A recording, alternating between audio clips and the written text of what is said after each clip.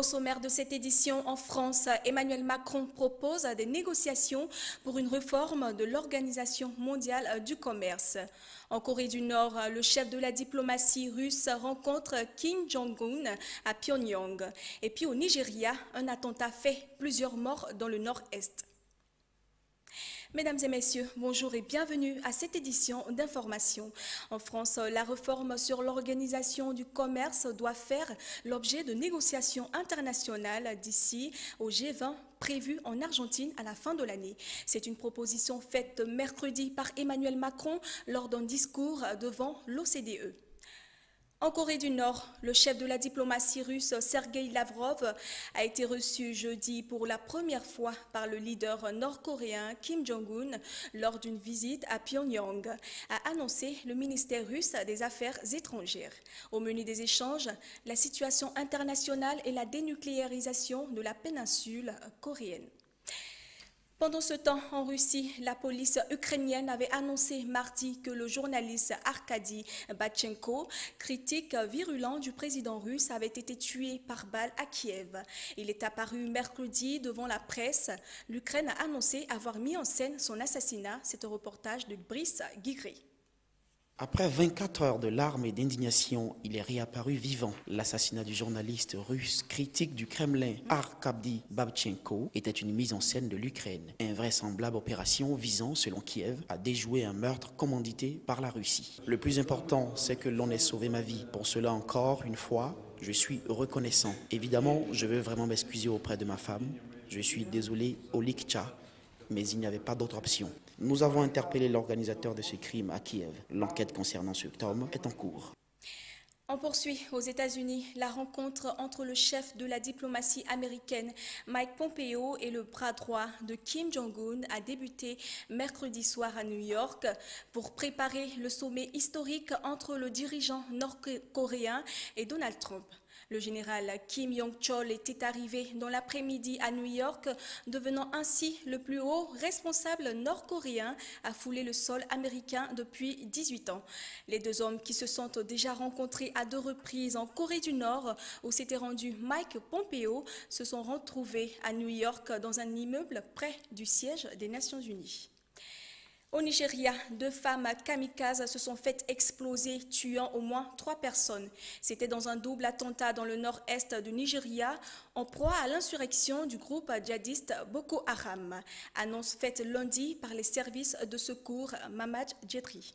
Dimanche soir, les kamikazes ont déclenché leurs explosifs à l'intérieur d'une maison et près d'une mosquée dans la ville de Konduka, à 35 km au sud-est de Maiduguri, la capitale de l'État du Borno. 3 personnes ont été tuées dans les attentats et 7 autres ont été blessées, a déclaré un responsable de l'agence de gestion des urgences de l'État du Borno, Bello Dambata. L'un d'entre elles s'est fait exploser près d'une mosquée alors que les habitants se préparaient à la prière du soir et quelques instants plus tard, la deuxième explosion a eu lieu à l'intérieur d'une maison, a déclaré M. Bandata. Ce double attentat survient 2 semaines après une attaque de Konduku où un kamikaze avait tué 5 miliciens à un poste de contrôle. En Côte d'Ivoire, les rideaux se sont refermés sur la 4e édition du Discop Abidjan ce mercredi 30 mai. Débuté le lundi dernier, ce salon de l'audiovisuel a réuni 3 jours durant vendeurs de programmes et d'équipements, chaînes de télé et différents corps du métier de l'industrie cinématographique, soit pour présenter leurs offres, soit pour exprimer leurs besoins. Les détails avec notre équipe de reportage. Ce sont plus de 35 exposants et environ 600 participants au quotidien qui ont répondu présents à cette rencontre annuelle des professionnels du cinéma et de l'audiovisuel à Abidjan. Occasion d'échanger des contacts et de participer à des ateliers et des conférences. Une fois de plus, fournisseurs de programmes, distributeurs d'équipements et promoteurs des chaînes de télévision ont exprimé leur satisfaction. On a amené la marchandise et puis ça a été pris, c'est un salon, c'est normal. Voilà, c'est pourquoi on est satisfait, parce qu'on a amené notre marchandise et puis bon, on a trouvé des clients. Donc le Discop pour nous c'est très important parce que c'est un moment qui nous permet de rencontrer, comme vous le voyez là par exemple, des réalisateurs, des producteurs qui ne viennent pas ici spécialement pour voir du matériel, qui viennent ici pour vendre leur sujet. Les chaînes de télévision viennent aussi pour acheter du contenu. Donc on n'a pas d'autres concurrents qui sont là.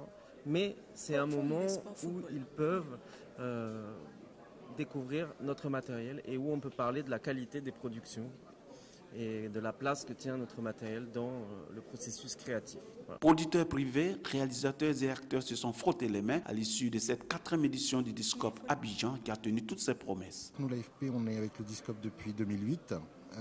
Disons que c'est un Discope qui est intéressant puisqu'on fait des contacts qui sont intéressants. Après, c'est le format, je trouve qu'il est toujours intéressant.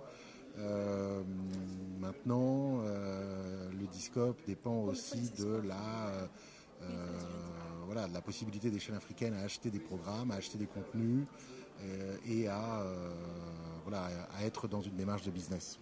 Le promoteur, à l'occasion de ce rendez-vous du donner et du recevoir, le succès était au rendez-vous. Ce qui a beaucoup marqué cette édition, c'est le fait qu'aujourd'hui, ce qui marche le mieux, évidemment, c'est du contenu qui est produit localement, produit ici ou dans la région. C'est ce que les jeunes veulent. Les jeunes veulent du contenu local parce que c'est ça aujourd'hui qui marche. Après Discope Abidjan, rendez-vous très prochainement aux Zanzibar puis à Johannesburg pour des éditions plus attrayantes. Surprise générale au Real de Madrid, Zinedine Zidane vient de rendre le tablier quelques jours seulement après sa 3e victoire consécutive à la Ligue des Champions. Selon lui, le Real de Madrid a besoin de 100 nouveaux pour continuer sur sa belle lancée.